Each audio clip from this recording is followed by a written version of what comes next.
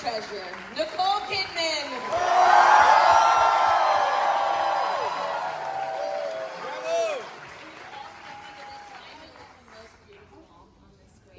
Thank you. Okay, congratulations to all of you. You had everybody on the edge of their seats, and this film is obviously very intense, but it's also very deliberately funny, which I love. Can you talk a little bit about how you achieved that? Wow. Hope and a prayer. I think it's fun to ride the line of tone, and so when you're working with such brilliant actors that can go between comedy and action and drama, you can really run the gamut, and it makes it much easier, my job much easier, to be able to sort of ride that line. Yeah, I love that was one of the things we came out where like the tone of this is so fucking special. It is really, really hard to do that. So congratulations to all of you. Yeah! Okay, so obviously life in Holland, Michigan has got a very distinct atmosphere going on. And so much of the town feels like it's part of, it's its own character in the film. I'd love to hear from all of you how that specific setting helped you in shaping the tone. All of my non-Americans talk about the American. How did Holland make you feel? Cozy, safe, Safe? technicolor. I don't know about that. I think it was an incredible tableau for Mimi to go and do her thing. She wanted to be able to create another world, and the backdrop of having all of the windmill and the clogs and all of that gave her such a cinematic sort of basis to go and then create what she does, which anyone who saw her film Fresh would know. And it was just, she was so precise and knew exactly what she wanted. And so it was really fun for us because we were able to create characters in this slightly heightened reality. And then hopefully take you on a twisty, crazy ride. Yeah. It starts out one way and then you go, huh? Absolutely.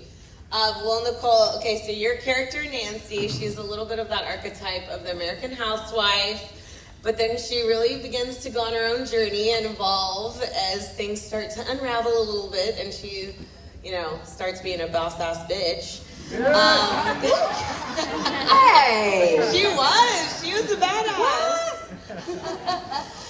Can you talk about how you approach the evolution of the character that we see throughout the film?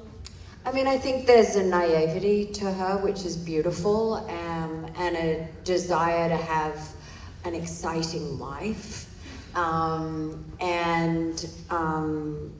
also she senses that something's up in her world and she can't quite put her finger on it.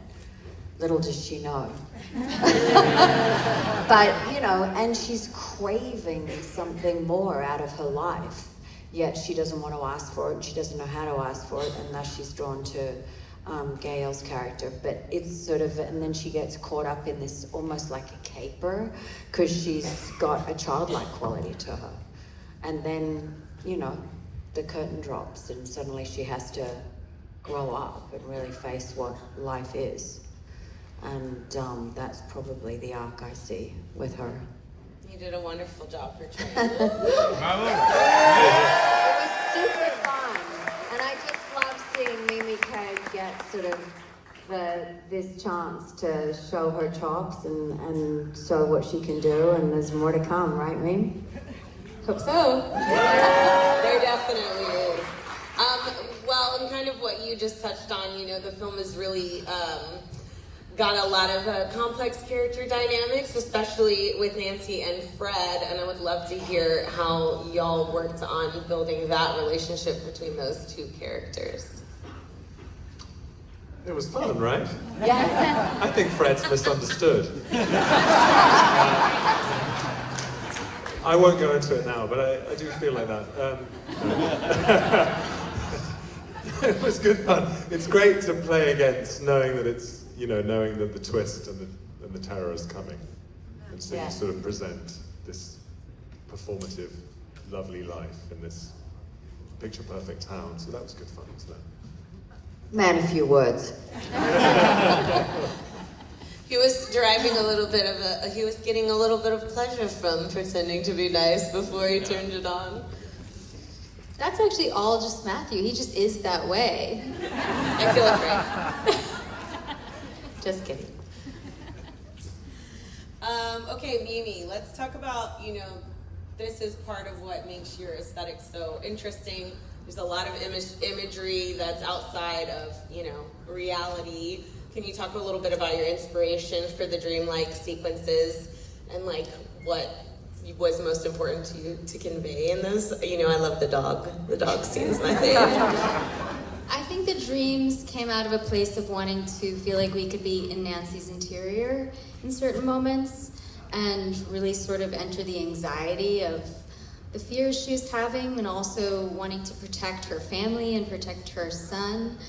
And then for myself, I have no idea. I have a real way into stories through visuals, and they tend to be pretty out there. So whatever you end up seeing on screen is usually reined in from where it started. But I do think dreamscapes are just an amazing place to explore different scales and realities. So, fucking love that. Getting crazy. Matthew, let's talk about your little Midwest family man. Okay, so he starts getting crazy. Well, we talked a little bit about this already, but as things started to unravel, did you feel like, I don't know how to explain. I feel a little afraid just seeing you now after watching the film. Especially since you're being such a man of few words, we slowly start to realize that he's a little bit suspicious, little by little by little. What was it like for you to play someone who changed so much? Or did you feel like he changed a lot? Well, the true answer, the honest answer and the boring answer is that when you're making the film, you just sort of, you play each moment as it comes in the scenes. And most of Fred is pretty conventional and quite sweet until the scene with Gael and the Pomeranians. and then it goes south. So until then, you're just sort of playing the family man and the devoted husband and the loving father with his miniature train set. We had great fun, didn't we, doing that? And so the more you lean into that, the better, we hoped, because then the payoff is hopefully more satisfying, more interesting, and more shocking. So it's great fun as an actor. It was, absolutely. Gael, Dave is kind of like the outsider in town, it feels like. Can you talk a little bit about how you used that perspective, his personal perspective, to shape your part in the narrative? Yeah, well, I was very glad when Mimi and Nicole approached me with the character, because it was a great opportunity to portray a Chicano.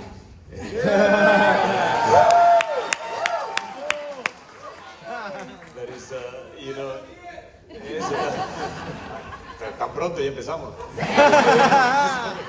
So it was a great opportunity to portray a strand of the Mexican culture, which is evolved through many years with the United States tradition as well, and evolved into something very unique and very special and very attractive and very funky and very interesting, and so I wanted to really portray that otherness as well, the character that is there in this Midwestern town that I couldn't even picture when reading the script, because I had never been there,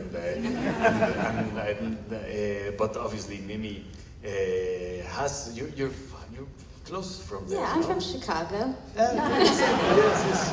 So it was interesting to do that. Sorry, my English is really bad right now. Okay, so It's beautiful. We love it. to go into that part of the United States where also it is very specific about the Chicano identity there. It's not the same. It's not the same as in Los Angeles or here. No, it was very special. So it was very interesting to kind of like nurture that, and I would love.